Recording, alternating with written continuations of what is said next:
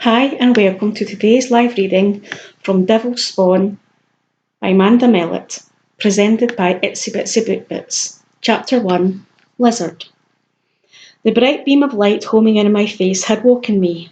Squinting, I see it's the sun piercing the material of the curtains, successfully finding a gap where I hadn't closed them properly the night before. Closing my eyes tightly against the annoying dazzle, I repeat the mantra in my head. I'm Lizard, otherwise known as Norton James. I ride with the Satan's Devils MC and have for the past 10 years. I'm 38 years old and my birthday is the 10th of January. The current president of the United States is, well, who can forget that name? I'm a tattoo artist and I run Devil's Inc. on behalf of my brothers. I have no ties, no family, and that's how I intend to stay. All there, all the important details. Today is going to be a good day. The uneasy but inexplicable fear that always seems to be there when I awake begins to recede. Sliding my legs out from the covers, I place my bare feet on the floor, then look around my room. It's not much, but has all the essentials I need in my life. A place to lay my head, a closet for my clothes, a desk where I can sit and sketch out my designs in peace. With the luxury of an ensuite bathroom, this is my home. I'm more than content to live on the compound of the Satan's Devils MC Colorado chapter based in Pueblo. I have everything I could wish for, and no desire for anything more. These 4 square walls are more than adequate as my personal space. I've no yearning to own an apartment, let alone a house. Already I hear voices and the heavy stomping of motorcycle boots making their way past my door, my brothers getting ready for the day. The sounds are comforting, reminding me that I'm not alone. What would I do without such company? Just take one step outside my door, and I'll find men who share my hopes and dreams. And when I have the need, which I admit is quite often, I can take my choice of the 5 club girls who exist just to keep us sexually satisfied. In return, of course, we don't leave them wanting. I glance at the bed where I'd fucked Bella last night.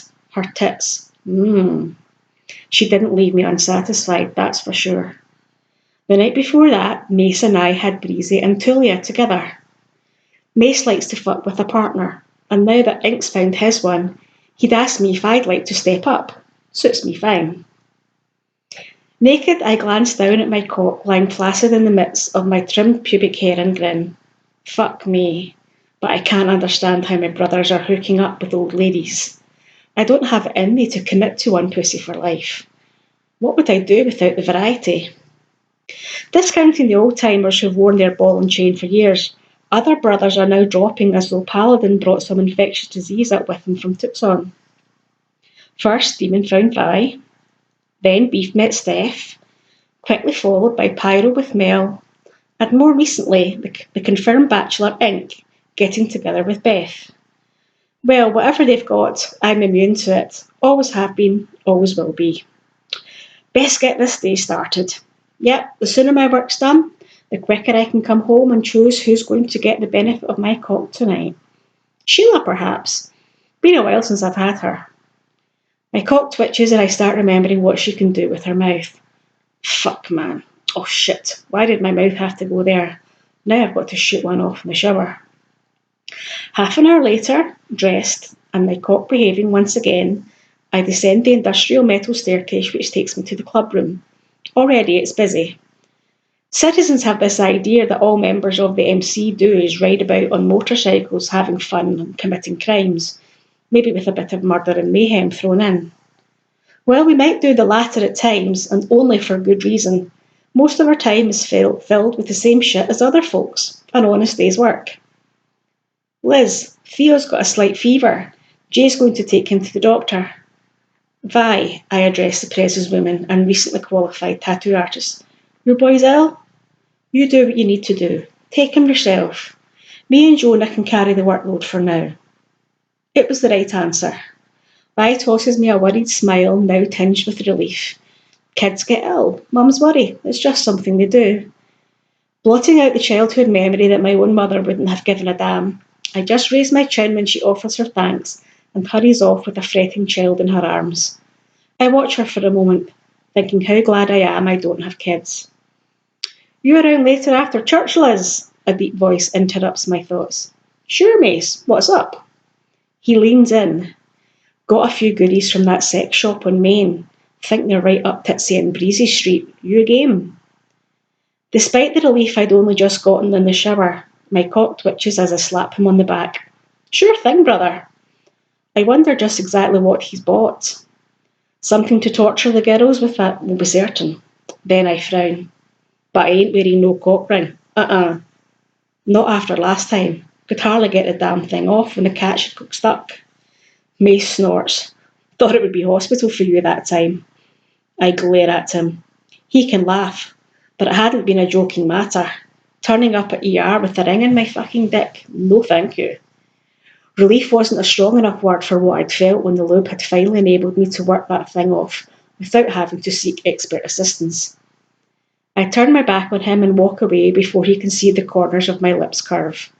That shit would be funny if it happened to anyone else.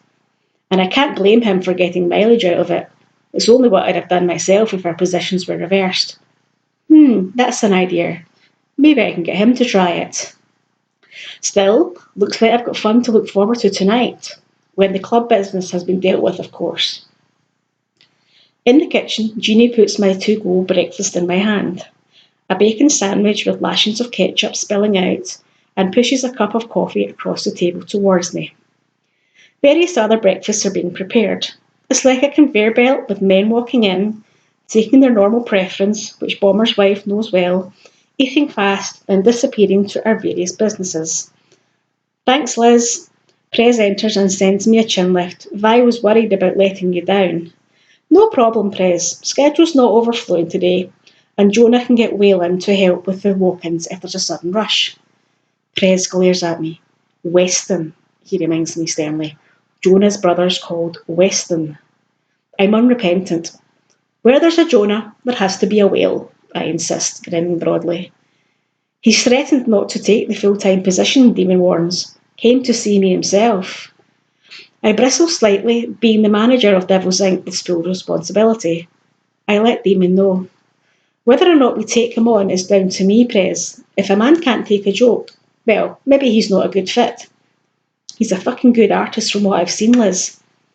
I'll reserve judgment until I see him in action, Prez. All I've seen is his portfolio. Which looks fucking ace, I admit, but still, it's more than what ink he can lay down. It's the way he treats the customers, together with his general demeanour. If he goes running over my head for every slight, that ship won't settle with me. Prez eyes me, reading me in the way he does. He gives a sharp nod. I'll make sure he knows that I have full confidence in you, Liz. In return, I give something back. I'll curb it a bit, Prez. But it'll be hard. Weston must be close to £300 and is only 5'10". Whale suits him. Stuffing the last bits of my sandwich into my mouth, I suck remnants of ketchup off my fingers. Then, fed and watered, I go to my bike. It's not long before I'm pulling up behind Devil's Inc. As I normally do, I take a moment to reflect on how much better located our new premises are. We moved from a shop in a bad part of town a year back and now attract not only customers who've come to us for years, but a whole new crowd, hence the need to have more hands on board. Business is booming. The amazing designs Vi comes up with haven't hurt at all, and their reputation is gaining ground all the time. That's also got a lot to do with the Instagram page that Vi manages. Demon did the club a solid when he took her as his old lady. I'm not surprised when Jonah's right behind me when I put my key in the lock, enter, and insert the correct code to turn off the alarm. Vi can't make it today, I tell him over my shoulder. Sick kid. We'll manage, he confirms, not fazed in the least. I'll take a look at the books, see what was scheduled, and what I can take from her. Any piercings, he adds, the last with a gleam in his eyes. If there are, you can have them. It's not that I mind getting my hand on a clit, but I prefer to be in a bed with my dick ready to get some action. Vi normally handles that shit. I'm more than happy to leave that to Jonah, along with the dicks, ears and nips, unless a particularly nice pair of tits walk in, that is. Knowing I have a client booked later for a full back tat, I go to my station and pull the drawings I've already sketched towards me, making a few minor alterations I'd thought of during the night. It's going to take a few sessions to make this work, but I'll get the outline done today and start the infill the next time. As normal when I have a new client coming in, I wonder how they're going to react. Even the biggest man can get scared, and the smallest woman not flinch one bit. Not knowing what this one's like, I select a place where I can start and still produce something he'll be happy with if he decides the whole piece might be too much. I'd notice his skin is so far unmarked. "Walk in, boss," Jonah calls some time later. "Can you take it?" Although I'm used to tuning out sounds, I'd registered Jonah's gun cutting out. Knowing he's obviously in the middle of a job, I respond without concern, shouting out, "Sure, send them on back."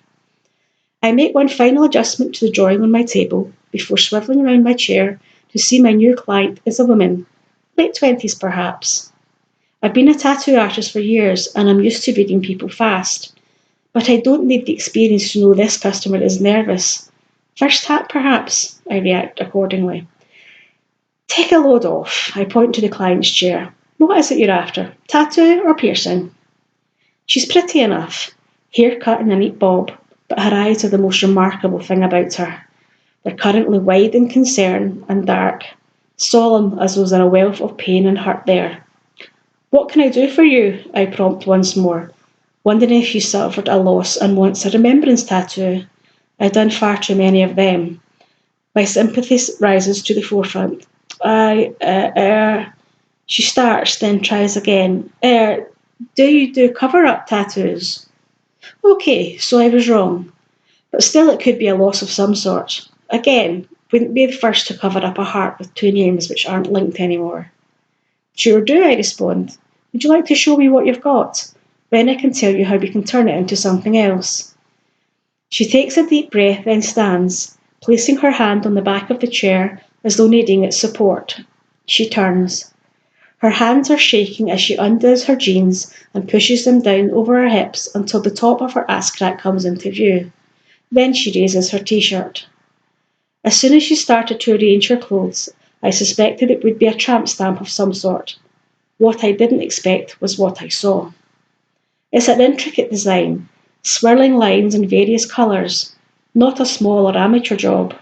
No, this was inked by an expert hand. And there, across the middle, in flamboyant text, the words, "Property of Major." I stare at it for a moment, then buy myself some time. "You know, the best person for you to speak to is Vi. You see the examples in the window out there?" I'm sure she probably has. "She's got this eye for how to turn an existing tattoo into something else, so you can't see what was there before." I can too, but I'm not admitting that. "Can I speak to her?" "I'm sorry, she's not in today," I tell her truthfully, "but hopefully she'll be back tomorrow." "Oh." She lets her t-shirt drop, pulls her jeans up and refastens them, then turns around. "I was hoping this could be done today." "I'm sorry, but turning what you've got there into something else will take some work. You'll need to go through what can be done with Vi, then she'll have to book you in." "This something you're doing on impulse, sweetheart?"